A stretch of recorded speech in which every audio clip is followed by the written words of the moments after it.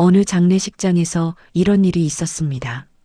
관 옆에 놓인 건 국화꽃도 유골함도 아니고 손가락만 한 USB 하나였습니다. 영정 앞에 절하러 왔던 며느리가 그 USB에 담긴 소리를 듣고 그대로 쓰러졌습니다. 어차피 곧 돌아가실 분이잖아요. 병원비 아까워요. 집은 제 이름으로 바꿀 거예요. 남편은 모르게요. 목소리는 다름 아닌 자기 목소리였습니다. 죽은 시어머니는 생전에 치매라고 했습니다. 아들조차 엄마가 이제 우리도 잘 몰라본다고 한탄하던 사람입니다. 그런데 그 치매 걸린 줄만 알았던 노인이 집안 곳곳에 녹음기를 숨겨두고 자기를 버리려던 며느리의 목소리를 전부 모아 USB 하나에 담아 떠났다면 여러분은 어떠실 것 같습니까? 나이 들어 기억은 흐릿해져도 들었던 말과 받았던 상처는 선명하게 남습니다. 혹시 나도 저렇게 당하고 있는 건 아닐까? 혹시 우리 엄마 아버지도 저런 마음으로 버티고 계신 건 아닐까? 한 번쯤 가슴이 서늘해지는 이야기입니다. 지금부터 들려드릴 이야기는 치매인 척 연기하던 한 시어머니가 자신을 보험과 재산으로만 보던 며느리에게 남긴 마지막 반격의 기록입니다. 이야기를 들으시다가 아, 이건 우리 세대 이야기구나. 이건 꼭 누군가에게 들려주고 싶다 하는 생각이 드신다면 나중에 잊지 않으시도록 구독과 좋아요 한 번만 눌러주시면 정말 큰 힘이 됩니다. 그럼 장례식장 한가운데 놓인 그 USB부터 이야기를 시작하겠습니다. 장례식장 안은 향 냄새와 낮게 흐느끼는 울음소리로 가득했습니다. 영정사진 속 고인은 박영신 여사, 향년 78세. 검은 양복을 입은 상주가 영정 앞에 무릎을 꿇고 앉아 있었습니다. 고인의 아들 민수였습니다. 그의 옆에는 며느리 윤정이 고개를 숙인 채 자리를 지키고 있었습니다. 그런데 이상한 점이 하나 있었습니다. 영정 사진 바로 아래 국화꽃 대신 작은 USB 하나가 놓여 있었던 것입니다. 마치 고인이 마지막으로 남긴 선물처럼 그 작은 검은색 물체는 조문객들의 시선을 피해 조용히 그 자리를 지키고 있었습니다. 조문객들이 모두 돌아간 늦은 밤이었습니다. 민수는 떨리는 손으로 그 USB를 집어들었습니다. 이걸 왜 여기 두신 거지? 어머니가 남기신 건가? 그의 목소리는 울먹임으로 갈라졌습니다. 방 안에는 가까운 친척 몇 명과 생전에 어머니를 찾아뵀다는 변호사 한 분이 함께 자리했습니다. 모두의 시선이 민수의 손에 쥐어진 USB에 고정되었습니다. 민수가 노트북을 꺼내 USB를 꽂았습니다.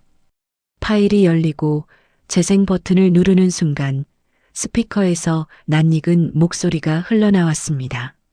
어차피 곧 돌아가실 분이잖아요. 병원비는 아까워요. 집은 제 이름으로 바꿔야죠. 남편은 모르게요. 방 안 공기가 한순간에 얼어붙었습니다. 분명 윤정의 목소리였습니다. 이어서 젊은 남자의 낮은 웃음소리가 들려왔습니다. 민수의 손이 허공에서 멈췄습니다. 친척들의 얼굴이 동시에 굳어졌습니다. 윤정은 의자에 그대로 얼어붙은 채 창백하게 질린 얼굴로 말라버린 입술을 손가락으로 만졌습니다. 어머니, 왜 이런 걸 남기셨어요? 그녀의 목소리는 떨림으로 가득했습니다. 민수는 USB 옆에 놓인 작은 메모지를 발견했습니다. 어머니의 손글씨였습니다. 나는 치매가 아니었다. 단 한 줄의 문장이었습니다. 하지만 그 짧은 문장은 지난 6년간의 모든 기억을 송두리째 흔들어 놓았습니다. 민수의 손에서 메모지가 떨어졌습니다. 그리고 이 이야기는 6년 전 그날로 거슬러 올라갑니다. 6년 전 민수와 윤정은 결혼 3년 차 부부였습니다. 시어머니 박영신은 오래된 3층 단독주택을 소유한 근검하고 고집 센 여성이었습니다. 남편을 일찍 여의고 혼자서 아들을 키워낸 분이었습니다. 식당 일도 하고 막일도 마다하지 않으며 악착같이 살아온 세대였습니다. 처음 시댁 생활은 나쁘지 않았습니다. 명절이면 시어머니는 손수 담근 김치를 한 포기씩 들고 와서 냉장고까지 정리해 주셨습니다. 새로 산 이불을 보며 말씀하셨습니다. 우리 며느리 몸은 따뜻해야 해. 그래야 애도 건강하게 가지. 윤정은 웃으며 대답했습니다. 어머니, 저 그렇게까지 챙기지 않으셔도 돼요. 우리 이제 진짜 가족이잖아요. 그 말은 진심이었습니다. 적어도 그때까지는 말입니다. 하지만 현실은 늘 돈 문제에서 발목을 잡혔습니다. 민수는 중소기업 영업직으로 밤낮 없이 뛰어다녔지만 월급은 빠듯했습니다. 전세대출, 신용대출, 그리고 양가 부모님 용돈까지 냉장고를 열면 늘 값싼 물건들만 들어 있었고 통장 잔고는 바닥을 기었습니다. 어느새 윤정의 입에서 가장 자주 나오는 말은 하나로 모였습니다. 돈. 진짜 미치겠네. 돈이 없어. 밤마다 통장을 들여다보는 시간이 길어졌습니다. 친구들의 SNS를 보면 해외여행 사진이 올라오고 새 차를 뽐내는 글이 보였습니다. 그럴 때마다 윤정의 가슴속 어딘가에서 알 수 없는 감정이 꿈틀거렸습니다. 나는 언제까지 이렇게 살아야 하지? 그러던 어느 날 운명처럼 한 남자와의 만남이 찾아왔습니다. 남편 민수의 대학 동창 모임에서였습니다. 그의 이름은 동훈이었습니다. 보험 설계사였던 동훈은 말솜씨가 좋았고 스타일도 세련되었습니다. 무엇보다 사람을 편하게 만드는 웃음을 가진 남자였습니다. 모임이 끝나고 윤정과 동훈은 우연히 같은 방향으로 걸었습니다. 동훈이 가볍게 물었습니다. 윤정 씨, 시어머니 댁이 단독주택이라면서요? 요즘 그런 집 그대로 두는 건 손해예요. 손해요? 네. 보험이든 담보든 활용할 수 있는 게 많죠. 수익자만 잘 정리하면 노후가 아니라 기회가 되는 겁니다.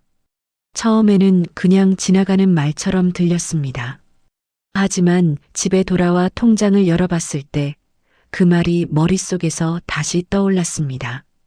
기회. 그 단어 하나가 마음 깊은 곳에서 뿌리를 내리기 시작했습니다. 누구는 아파트 2채, 3채를 가지고 사는데 왜 나는 늘 부족한 쪽에 서 있어야 하는지, 왜 나만 이렇게 허덕이며 살아야 하는지. 시간이 지나며 동훈은 조금씩 아주 자연스럽게 윤정의 곁으로 다가왔습니다. 보험 상담이라는 이름으로, 재테크 조언이라는 말로, 그리고 결국은 속삭임으로 변했습니다. 시어머니 명의 집, 그냥 두는 건 손해입니다. 병원비, 굳이 다 낼 필요 없어요.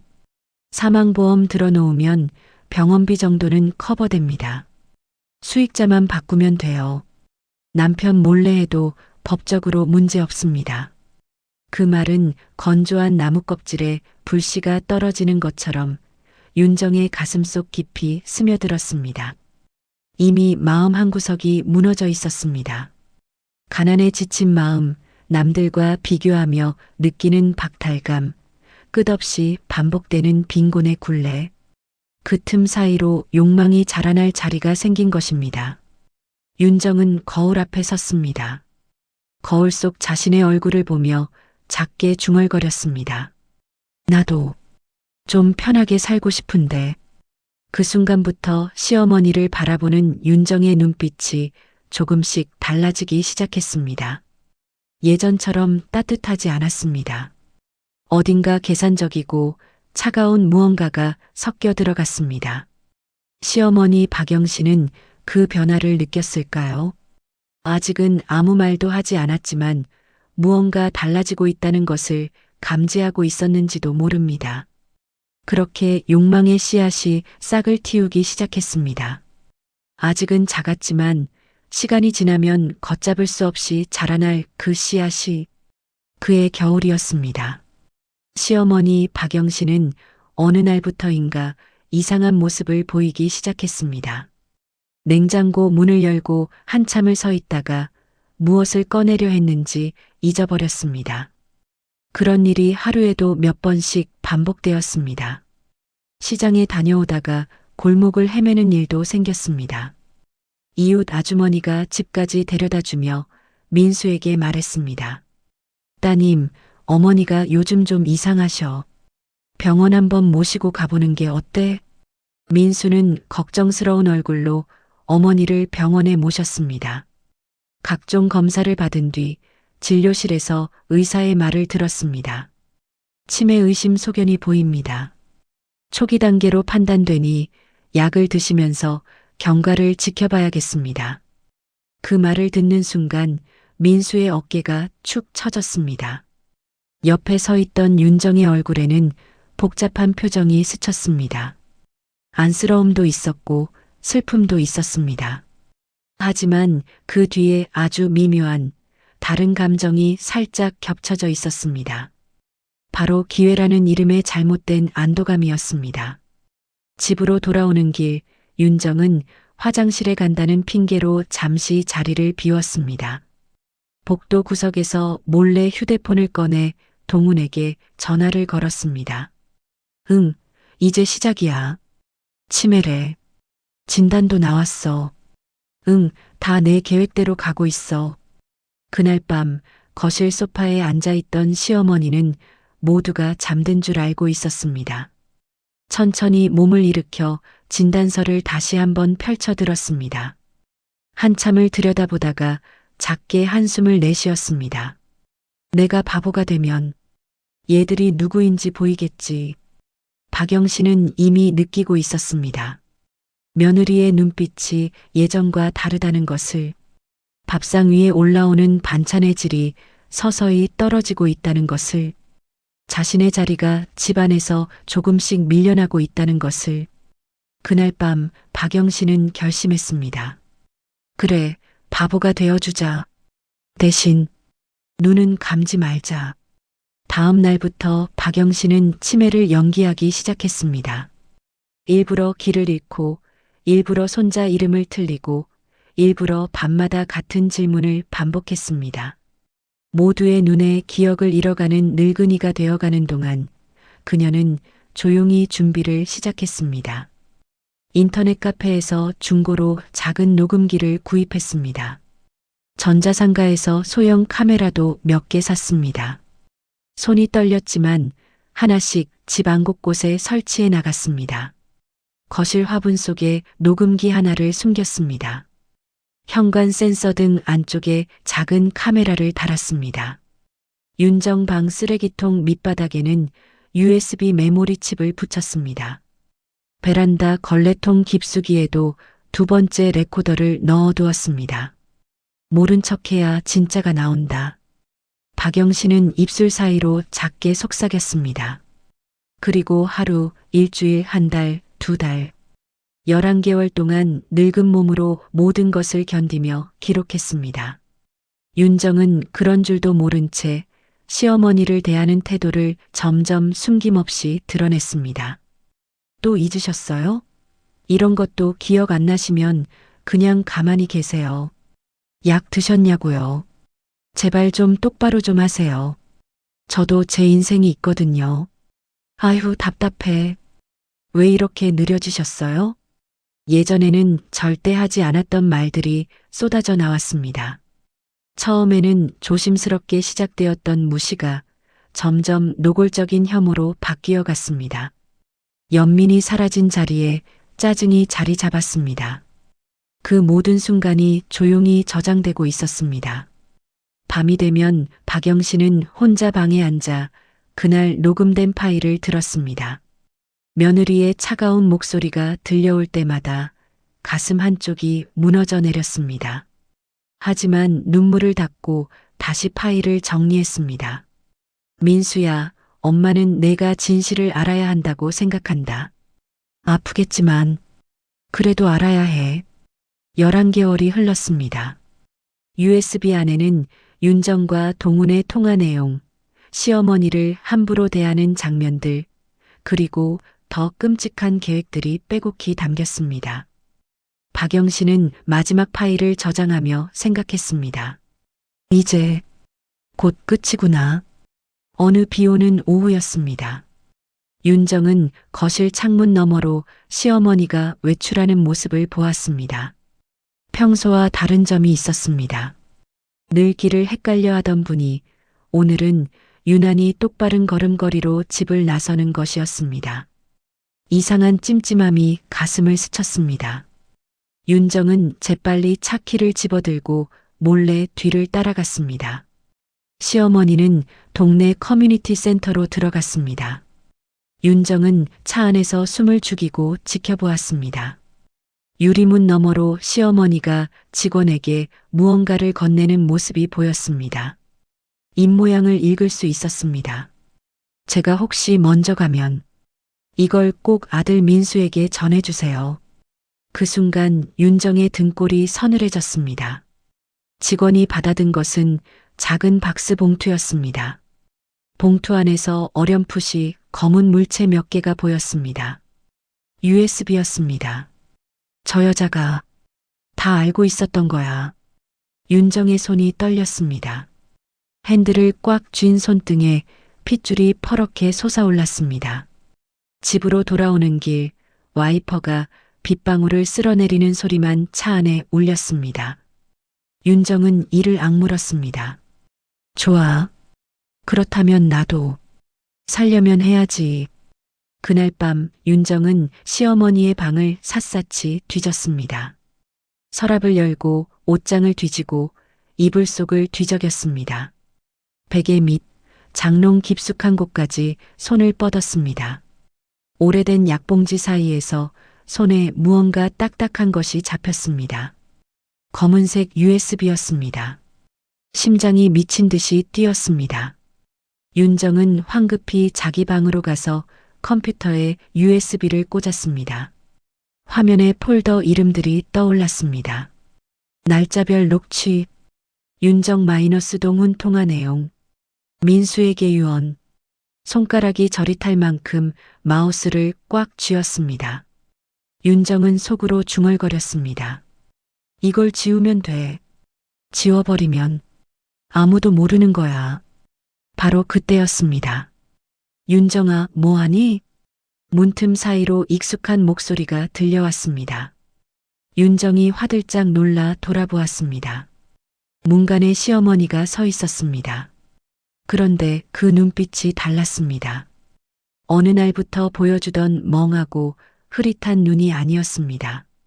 모든 것을 꿰뚫어보는 또렷하고 차가운 눈이었습니다. 치매라면서요. 어떻게? 소리도 없이? 윤정의 목소리가 갈라졌습니다. 시어머니는 천천히 방 안으로 들어왔습니다. 모니터 화면과 윤정의 손에 쥐어진 USB를 번갈아 바라보았습니다. 그거 지운다고 없어질 거라고 생각하면 안 되지. 뭐라고요? 내가 이런 짓을 할 줄 알고 이미 다른 데도 맡겨뒀는데 변호사도 알고 있고 다른 사람도 알고 있고 내가 지울 수 있는 건 파일이지 죄가 아니야. 그 말에 윤정의 얼굴이 하얗게 질렸습니다. 처음으로 자신의 인생이 무너지는 소리를 들었습니다. 며칠이 지났습니다.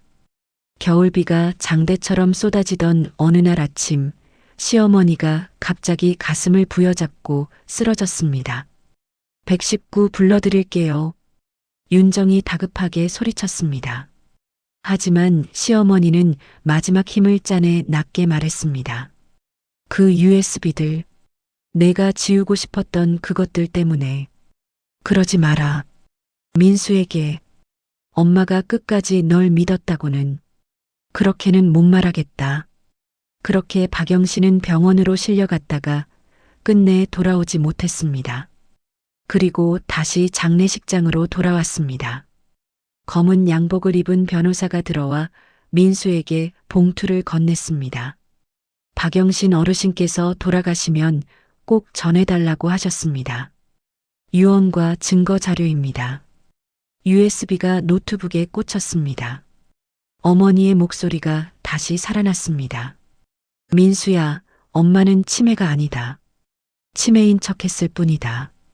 내 아내와 어떤 남자가 엄마의 죽음을 기다리고 있었다. 뒤이어 윤정과 동훈의 생생한 음성이 흘러나왔습니다. 계단에서 한 번만 미끄러지게 하면 돼. 노인 사고야. 그냥 넘어가. 우리는 보험금만 받으면 돼. 너도 자유, 나도 자유. 민수, 걔는 그냥 멍청한 남편일 뿐이잖아. 방 안 공기가 완전히 갈라졌습니다. 윤정은 무릎이 꺾여 바닥에 주저앉았습니다. 민수는 손으로 귀를 막으며 소리쳤습니다. 그만 틀어. 제발.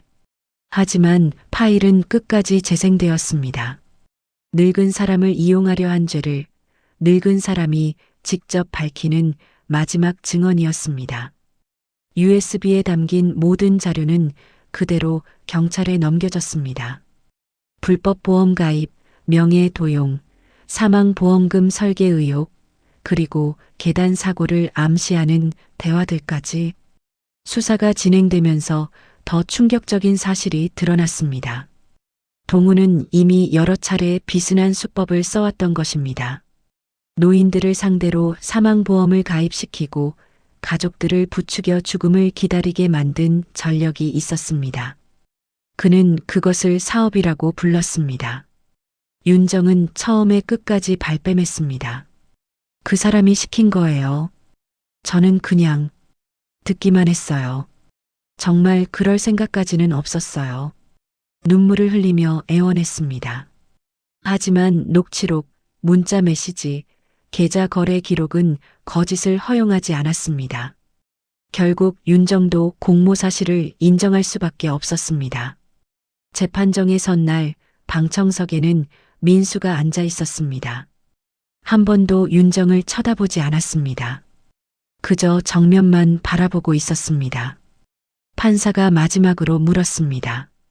피고인, 마지막으로 할 말 있습니까? 윤정은 울먹이며 말했습니다. 저도 그냥 살고 싶었을 뿐입니다. 가난하게 늙어가는 게 너무 무서웠습니다. 시어머니가 곧 돌아가신다고 하니까 그냥 마음이 흔들렸습니다. 이렇게까지 될 줄은. 판사는 잠시 눈을 감았다가 조용히 말했습니다. 늙어가는 것이 죄는 아닙니다. 하지만 피고인은 그 늙어감을 기회로 보았습니다. 그것이 죄입니다. 실형 선고가 내려졌습니다. 윤정의 어깨가 무너져 내렸습니다. 민수는 한 번도 뒤를 돌아보지 않고 법정을 나섰습니다. 시간이 흘러 계절이 바뀌었습니다. 시어머니가 남긴 3층 단독주택은 겉으로 보기엔 그대로였습니다. 하지만 집 안 분위기는 완전히 달라져 있었습니다. 거실 한가운데 작은 팻말이 걸렸습니다. 햇살 쉼터 혼자 사는 어르신들을 위한 무료 다가방. 민수는 회사를 그만두지는 않았습니다. 대신 야근을 줄이고 주말이면 이 집으로 와 어르신들을 맞이했습니다. 동네에 혼자 사는 노인들이 모여 따뜻한 국과 반찬을 나누고 차를 마시며 이야기를 나누었습니다. 여기 오니까 사람 사는 냄새가 나네. 늙어서 말벗생긴 게 어디야. 그 영신 씨 아들이 이런 데를 만들 줄이야. 민수는 주방에서 그 말을 들으며 국을 떠담아 나갔습니다. 엄마가요, 생전에 그러셨어요. 늙은 사람은 버릴 사람이 아니라 챙길 사람이다. 그 말, 이제야 알 것 같습니다. 어르신들은 따뜻한 국을 드시며 고개를 끄덕였습니다. 밤이 되면 민수는 혼자 거실에 앉아 어머니의 마지막 녹음한 대목을 다시 듣곤 했습니다. 민수야, 사람이 늙으면 선택의 기회가 줄어든다. 그래도 마지막까지 지켜야 할 건 하나다. 어떤 사람이 되고 싶은지 그 마음. 민수는 조용히 눈을 감고 중얼거렸습니다. 엄마, 이 집을 누군가의 계단 끝이 아니라 누군가의 새로운 시작이 되는 곳으로 만들게요. 이야기를 듣고 계신 여러분, 혹시 지금 떠오르는 얼굴이 있으십니까? 언젠가부터 전화 한 통 미루고 있는 어머니, 아버지, 시어머니, 시아버지의 얼굴 말입니다. 늙음은 짐이 아닙니다. 오히려 우리가 어떻게 사는 사람이 되어야 하는지 보여주는 거울입니다. 늙은 사람을 이용해 얻은 부와 편안함은 언젠가 반드시 그 대가를 치르게 됩니다. 장례식장에 놓인 작은 USB 하나가 한 사람의 인생을 무너뜨린 것처럼 말입니다. 이 이야기가 끝난 뒤 혹시 마음 한구석이 조금 불편해지셨다면 그게 아마 우리가 아직 사람이라는 증거 아닐까 싶습니다.